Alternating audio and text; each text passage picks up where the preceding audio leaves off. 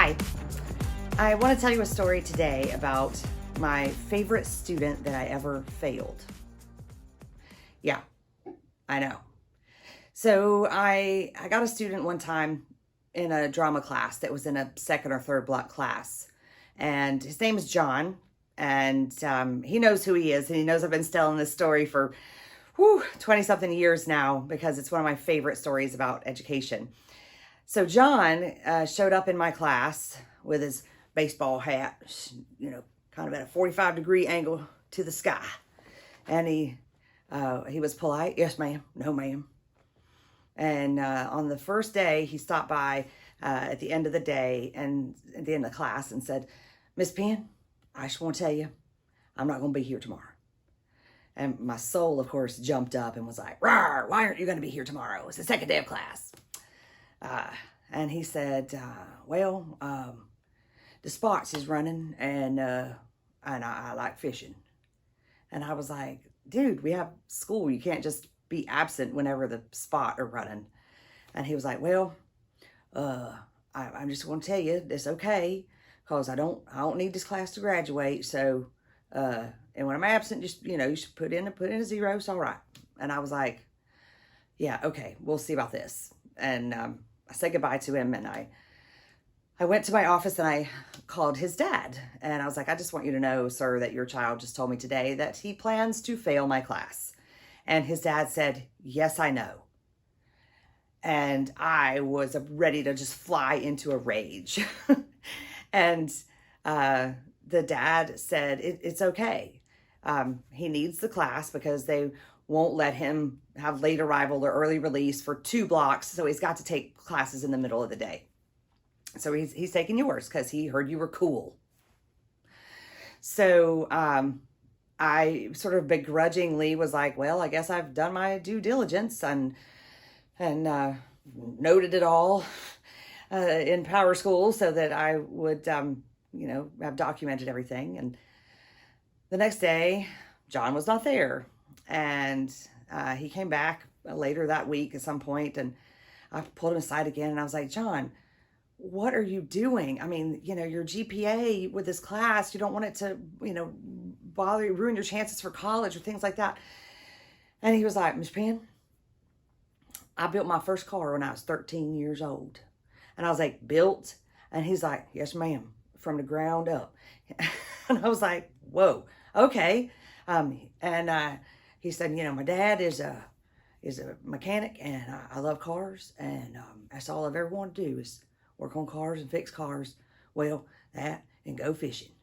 And I was like, all right, well, that's fantastic. But, have you ever wanted to go to college or anything like that? He was like, no, ma'am.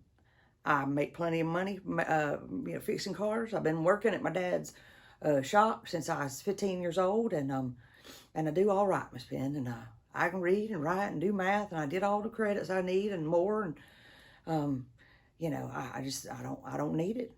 So, but they said you was nice and that sometimes you work with power tools. So I thought maybe I could pitch in. And I was like, oh, okay, well, tell me about your experience with power tools. And he talked to me a little bit, and I thought, well, kid might be handy actually when it comes to building sets in theater class. And he was like, Miss Penn, you just let me know when you're gonna build something. I'll be sure and make it to school that day. And I won't leave early, and I'll help you build stuff. And I was like, all right. So weeks go by, he'd be in and out. And I talked to him one day, and I was like, John, it just kills me to give you zeros for things when you're not here. Don't you want to make up these assignments or do them at home? And he was like, Miss Penn, don't you feel bad? He's like, you don't feel bad in 1 second. You want to put that zero in. Don't you feel bad? I know what I'm doing. And I just had the hardest time putting in zeros for this kid. So when he came in and worked, he did brilliant work. He was a better carpenter than I was. So the semester went on and John graduated, and John failed Drama 1. It killed me. It killed me for that kid to fail Drama 1. Because he was brilliant when he was there. What killed me even more was that kid knew more about what was right and good for him than I did. I'd never met a kid who was so in charge of their own destiny, who had had the opportunity because of his dad to find a passion and be so strong and secure in that passion by his senior year of high school that he was willing and able to decide that he didn't need the credit for my drama class because, quite frankly, he'd done the math and he knew he was going to graduate with the GPA that he needed. If he didn't really need what I had to offer, but he came anyway and built sets with me because he thought he could contribute. That was an excellent lesson for me as a teacher. Giving that kid an F was an amazing lesson. It's hard to articulate what that did for my teacher soul, except that it made me more trusting when a kid tells me what they are and who they are. He knew he was a mechanic who loves to fish. And his dad trusted it. And because his dad and I worked as partners, I felt like I could trust it. I love that story, but there is an amazing epilogue. 3 years ago, I had a flat tire in my driveway at my house. And I called the tow truck and told him where my house was. And a few minutes later, there's a knock at my door. And I opened the door, and this person with a baseball hat sticking up at 45 degrees off the top of their head said, "Miss Penn!" It was John. John was there to tow my car. And I was like, "John, what are you doing here?" And he was like, "Well, Miss Penn, I'm not usually out driving a tow truck because I got my own business now. And my dad just needed somebody to drive one of the tow trucks today because the guy was out. So I was out on the route. So I was me on the phone. I thought I recognized your voice." And I was like, dang it, I just bawled.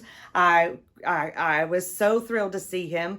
And I was like, "John, I need to tell you that I have been talking about you for 20 years because you taught me so much about what it means to believe in a kid when they tell you what they are, what they need, what they want."